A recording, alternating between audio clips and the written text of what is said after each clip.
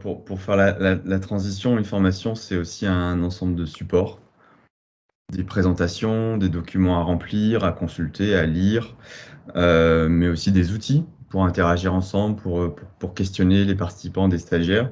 Et de plus en plus, et voire une majorité maintenant du temps, sont des outils qui sont numériques. Donc se pose aussi la question de l'accessibilité de ces outils numériques. Très rapidement, c'est pas le propos, mais de mon côté, ça fait 12 ans que je travaille sur ces questions d'accès au numérique pour les personnes en situation de handicap. J'ai fondé il y a 2 ans un cabinet de conseil qui s'appelle Idéance, qui accompagne, forme et réalise des audits et de l'expertise sur ces sujets. Et globalement, l'objectif, ça va être de découvrir ensemble un petit peu ce qui se cache derrière l'accessibilité numérique en moins de 10 minutes, puisqu'il doit m'en rester plus que 8 à peu près maintenant.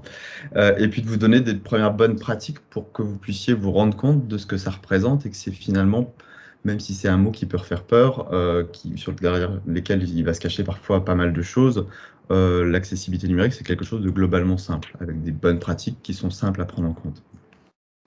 Si j'avais à le résumer en une phrase, l'objectif de l'accessibilité numérique, c'est de rendre possible l'accès à tous les services, à tous les contenus et à toutes les fonctionnalités qu'on propose sur un format numérique pour des personnes en situation de handicap. L'exemple aujourd'hui, c'est le PowerPoint que je suis en train de diffuser, c'est l'outil qu'on est en train d'utiliser. Est-ce que Teams est compatible avec quelqu'un qui utilise une synthèse vocale parce qu'il est aveugle? Est-ce que le support que vous allez recevoir ensuite sera suffisamment lisible, exploitable avec une synthèse vocale? Est-ce que la réunion ou le point d'échange actuel est accessible à des sourds et malentendants? Là, vous voyez que j'ai par exemple activé du sous-titrage automatique. Alors, il est automatique, donc imparfait, mais ça peut aider, et en tout cas à certaines personnes, de plus facilement comprendre ce que je suis en train de présenter. Pour qui? Pour vous donner quelques exemples, j'en ai cité de manière indirecte de manière assez nombreuse. Pour les personnes qui sont en situation de handicap moteur, qui, parce que de par leur handicap, vont peut-être pas utiliser la souris ou pas de la même façon qu'un autre utilisateur, parce qu'elles tremblent, parce qu'elles n'ont pas l'usage de leurs membres supérieurs. Donc on a tout un tas de personnes qui ont des équipements adaptés, qui sont différents de clavier, souris, écran. Vous avez à l'écran un trackball à droite, c'est un outil qui s'utilise au pied par exemple et qui vient remplacer la souris. Je vous ai mis dans les supports une petite vidéo aussi que je ne vais pas vous diffuser pour des raisons de temps, mais sur laquelle que vous pourrez consulter ensuite, puisque vous aurez le support, qui est une personne qui est tétraplégique, qui explique comment elle utilise son téléphone sans finalement jamais le toucher une seule fois du bout des doigts.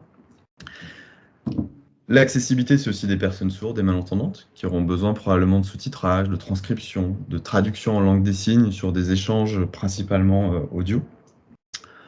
Robert vous en parlera juste après, je ne vais pas rentrer dans le détail, mais par exemple, pour des personnes dyslexiques, c'est des besoins d'adapter des contenus qui vont avoir des personnes qui auront plus de facilité en lisant du texte si l'interligne est changée, si la police de caractère est modifiée, si les couleurs sont modifiées. Donc, c'est des utilisateurs qui vont prendre vos ressources et qui vont les adapter à leurs besoins. La question, c'est est-ce que ces ressources pédagogiques arrivent à s'adapter correctement?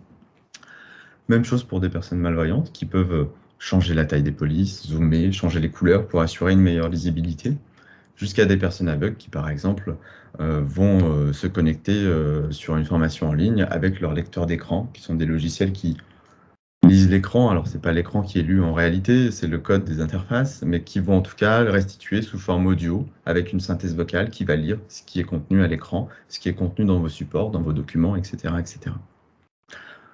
Pourquoi le prendre en compte? Alors, je pense que c'est assez évident. On a cette question d'accessibilité numérique qui est de toute façon un droit fondamental pour les personnes en situation de handicap. C'est aussi une obligation légale pour un certain nombre d'organismes publics, d'organismes privés, qu'on soit sur des sites internet, des applications mobiles, mais aussi des contenus de formation à destination des salariés ou de l'extérieur. Dans un très grand nombre de périmètres, c'est une obligation que de fournir des formats numériques accessibles. Et pour vous donner quelques exemples concrètement, c'est quoi un support accessible? Je vous ai retenu 4 bonnes pratiques qui me permettront de tenir les temps en tout cas, qui sont des bonnes pratiques simples, qu'on peut prendre en compte facilement, que vous pouvez toutes et tous prendre en compte globalement, qui sont issues de cet ensemble de bonnes pratiques et de règles qu'on trouve dans l'accessibilité, qui touchent parfois les fonctionnalités. Est-ce que je peux activer, désactiver du sous-titre? Le design, est-ce que mes couleurs sont suffisamment lisibles pour quelqu'un qui serait malvoyant? des règles plus techniques sur ma plateforme de formation. Est-ce qu'elle est compatible avec les outils, les technologies d'assistance, les synthèses vocales de personnes aveugles?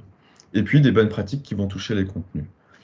Sur des contenus, par exemple, vous avez une règle qui est de ne pas employer les couleurs comme unique vecteur d'information. Si je vous affiche un camembert comme celui-ci, pour comprendre que 38% correspond à la part de gestion de l'épargne et assurance, on a cet exercice à faire d'associer le vert du camembert au carré vert de la légende, ce qui n'est pas forcément évident pour une personne qui serait daltonienne, qui aurait des difficultés pour percevoir les nuances de couleurs, jusqu'à des personnes qui sont achromates, qui ne perçoivent pas des nuances de couleurs. Et donc, la règle, c'est pas forcément de tout écrire en noir et blanc et de tout faire en noir et blanc, mais c'est de trouver des mises en page sur des camemberts, sur des graphiques qui font que finalement, même si on n'a pas accès à la couleur, on comprend l'information. Et là, sur le petit camembert que je vous affiche, on a par exemple systématiquement le texte et le pourcentage qui sont côte à côte, ce qui font que quel que soit l'utilisateur et la manière dont il perçoit les couleurs, on aura accès à l'information. Vous avez des bonnes pratiques qui consistent à renseigner des textes alternatifs sur les visuels qui portent des informations. Quand vous écrivez un document bureautique, une présentation PowerPoint, un email, vous insérez des images. Ces images, vous pouvez leur fournir un texte de remplacement. Dans la plupart des outils qui permettent d'insérer des images, on a une option à un moment donné. Je vous ai mis Office ici. En faisant clic droit, on a une option qui s'appelle modifier le texte de remplacement et on peut écrire un texte pour cette image qu'on ne verra pas, mais qui sera exploité par les synthèses vocales qu'utilisent par exemple les personnes aveugles. Évidemment, mais celui-ci, souvent, on le comprend plus facilement parce qu'on le voit toutes et tous. On a la question de la transcription sur des sous-titres et le sous-titrage sur des contenus audio et vidéo, qui est un élément essentiel et indispensable pour rendre accessibles des formations en ligne. Aujourd'hui, le coût de sous-titrage et de transcription est assez faible. Il existe plein de systèmes, même si on n'a pas des budgets assez conséquents pour sous-titrer, pour mettre en place des choses automatiquement qui ne sont pas parfaites, mais qui en tout cas vont déjà d'un seul coup améliorer le confort d'utilisation de certains utilisateurs. Et je pense par exemple à ce sous-titrage-là que vous voyez en ce moment, qui est une option de PowerPoint. Quand on projette un diapo, on a la possibilité de demander à ce qu'on soit sous-titré en direct. Et puis une dernière bonne pratique qui ne fait pas partie des éléments qu'on retrouve souvent dans les normes d'accessibilité, mais qui me semble intéressante à souligner, c'est celle de l'accentuation des lettres en majuscules. Quand vous écrivez des phrases, des mots, on écrit parfois en majuscules ou en lettres capitales et on a souvent tendance à ne pas mettre l'accent sur les lettres.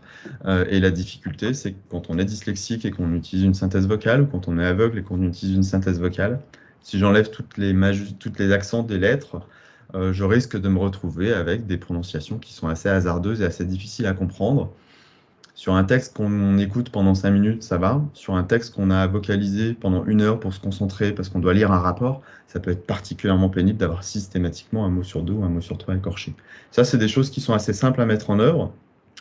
Si vous voulez aller plus dans le détail sur ce sujet-là, on a tout un tas de ressources, on pourra les partager sur le chat ensuite, et puis je pense que Caroline enverra aussi les supports sur lesquels j'ai quelques liens complémentaires. Par exemple, le réseau Via Compétences organise une formation de 2 jours dédiée aux acteurs de la formation et de l'emploi pour justement les former à la production de contenu numérique accessible, de contenu pédagogique accessible. C'est réservé, alors c'est Via Compétences, hein, c'est réservé aux acteurs de la formation de la région Rhône-Alpes. Auvergne-Rhône-Alpes.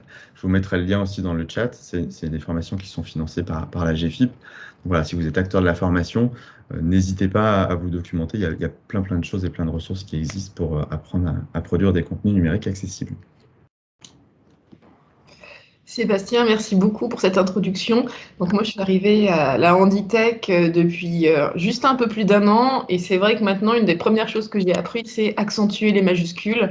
Ça coûte rien, ça se fait facilement et on aide. Et j'ai une question là-dessus, je me la pose depuis longtemps et je ne te l'ai jamais posée, donc j'en profite. L'écriture inclusive, avec les points E et les points S et les points ES, ça se passe comment pour les personnes qui utilisent une synthèse vocale? Alors, elle se passe difficilement, l'écriture inclusive abrégée. Alors, je ne sais pas si vous faites attention, mais depuis quelques temps, j'ai tendance à effectivement à l'oral aussi à être plus inclusif et à systématiquement dire les utilisateurs, les utilisatrices. Ces formats d'écriture qui sont des écritures inclusives non abrégé pose aucune difficulté, au contraire. Donc, il faut pas résumer le problème de l'écriture inclusive avec un problème d'accessibilité.